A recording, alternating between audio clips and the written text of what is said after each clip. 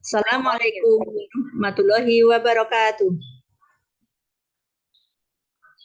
Saya Ima Rohayati akan menjelaskan materi pembelajaran tentang perkembangan Islam pada masa modern.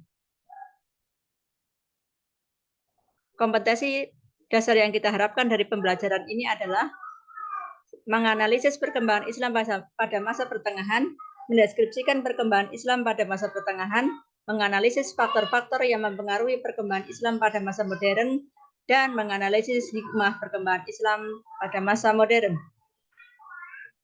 Tujuan pembelajaran yang kita harapkan dari materi tersebut adalah peserta didik mampu menganalisis perkembangan Islam pada masa pertengahan. Peserta didik mampu mendeskripsikan perkembangan Islam pada masa pertengahan. Peserta didik mampu menganalisis faktor-faktor yang mempengaruhi perkembangan Islam pada masa modern. Yang selanjutnya, peserta didik mampu menganalisis hikmah perkembangan Islam pada masa modern. Kita memasuki materi tentang latar belakang kebangkitan pembaharuan Islam pada masa modern. Kebangkitan dunia Islam dimulai pada tahun 1800 Masehi. Sebelumnya terjadi kemunduran berpikir dan berbudaya karena adanya penjajahan Eropa yang membawa semangat glory dan gospel. Sampai pada akhirnya banyak pembaharuan Islam terjadi di berbagai negara termasuk Indonesia. Pembaharuan ini berarti pemurnian dari hal-hal yang menyimpang. Yang paling termasyhur dari Arab Saudi dengan tokohnya Muhammad bin Abdul Wahab. Penyebab pembaharuan Islam pada masa modern. Menjelang dan pada awal pembaharuan umat Islam di berbagai negara telah menyimpang dari ajaran Islam yang bersumber dari Al-Quran dan Sunnah. Penyimpangan itu terdapat dalam hal yang pertama, ajaran Islam tentang ketauhidan telah bercampur dengan kemusyrikan. Yang kedua, adanya kelompok umat Islam yang hanya mementingkan urusan akhirat dan mengabaikan urusan dunia.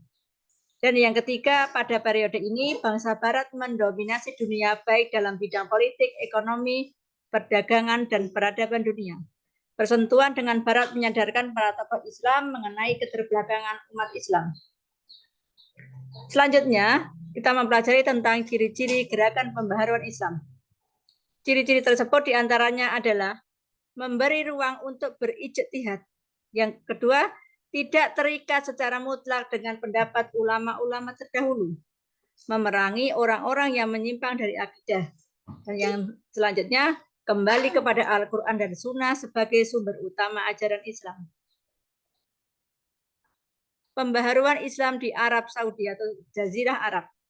Di Jazirah Arab muncul gerakan muwahhidun atau orang-orang yang bertauhid yang diprakarsai oleh tokoh yang bernama Muhammad bin Abdul Wahab dan yang mengikutinya. Gerakan tersebut dinamakan gerakan Wahabi yang berasal dari musuh dakwah beliau agar punya kesan atau fikroh yang negatif. Selanjutnya, tujuan dari gerakan yang diusung oleh Muhammad bin Abdul Wahab diantaranya adalah menyingkirkan segala macam bid'ah, khurafat, tahayul, dan syirik. Yang kedua, secara politik untuk melepaskan bangsa Arab dari pengaruh bangsa Turki yang telah berkuasa selama bertahun-tahun. Yang ketiga, mengusung ingin mendirikan negara Islam.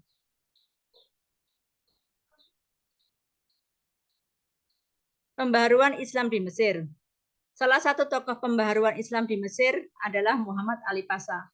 Beliau lahir di Kawala tahun 1765 Masehi sebagai raja.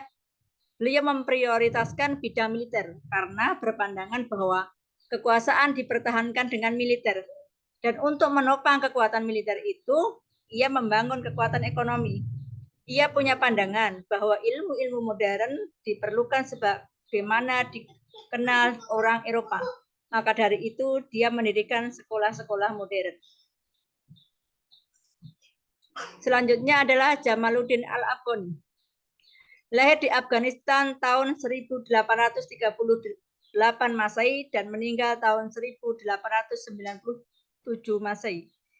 Ia menerbitkan majalah Al-Urwatul Wusqa untuk memperkuat persaudaraan umat Islam dan untuk kemajuan. Garis besar pemikiran beliau adalah yang pertama, Kemunduran umat Islam disebabkan umat Islam itu sendiri karena meninggalkan ajarannya. Yang kedua, dalam pemerintahan ada wakil dari pemuka masyarakat yang berpengalaman untuk bermusyawarah dengan pemerintah. Yang ketiga, rasa persaudaraan antara umat Islam harus dihidupkan kembali. Tokoh yang ketiga adalah Muhammad Abduh. Lahir di Mesir tahun 1266 Hijriah atau 1849 Masehi dan meninggal pada tahun 1905 Masehi. Beliau murid dari Jamaluddin Al-Afghani. Garis besar pemikiran beliau adalah pintu ijtihad masih terbuka. Islam adalah agama rasional. Kekuatan negara dibatasi dengan konstitusi. Beberapa tujuan pembaharuannya adalah modernisasi, pemurnian agama dari hal-hal yang menyimpang, reformasi dan reformulasi, serta membela umat Islam. Pembaharuan Islam di India. Gerakan pembaharuan Islam di India dilatar belakangi oleh ajaran Islam yang sudah tercampur dengan paham paganis Persia, Hindu, dan animisme. Secara duniawi, di berbagai sektor, Hindu terlihat lebih maju. Oleh karena itulah muncul tokoh-tokoh Muslim, diantaranya adalah Syekh Waliullah. Pemikiran Syekh Waliullah adalah penerjemahan Al-Quran dalam bahasa asing agar mudah dipahami. Sistem pemerintahan yang digagas beliau adalah yang pertama, sistem kekhalifahan yang dipraktikkan oleh Khulafaur Rasyidin. Yang kedua, yang lebih mengedepankan musyawarah. Dan yang ketiga, yang paling dekat dengan sunnah Rasulullah. Tokoh kedua pembaharuan Islam di India adalah Sayyid Ahmad Shahid. Beliau lahir di Rai Bareli tahun 1786 Masehi. Beliau adalah murid dari Abdul Aziz Shahid. Gerakan yang diprakarsai beliau dinamakan Gerakan Mujahidin.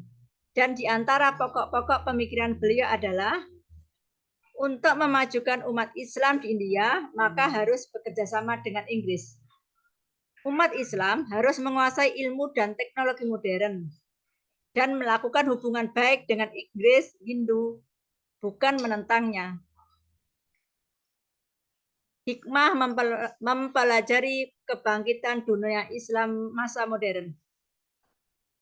Yang pertama, di sepanjang sejarah Islam senantiasa muncul tokoh-tokoh besar yang gigih mengawal fondasi-fondasi ajaran Islam. Yang kedua, di sepanjang sejarah Islam senantiasa muncul tokoh-tokoh yang melawan segala bentuk penjajahan, baik penjajahan ideologi maupun secara fisik. Yang ketiga, di era awal abad 20 dengan segala keterbatasan teknologi, ternyata sudah terjalin ukhuwah Islamiyah di berbagai belahan dunia. Ada proses saling menyerap dan memberi ide-ide kreatif yang bisa saling membangun dan memajukan. Demikian penjelasan materi yang bisa saya sampaikan. Akhirul kalam, wassalamualaikum warahmatullahi wabarakatuh.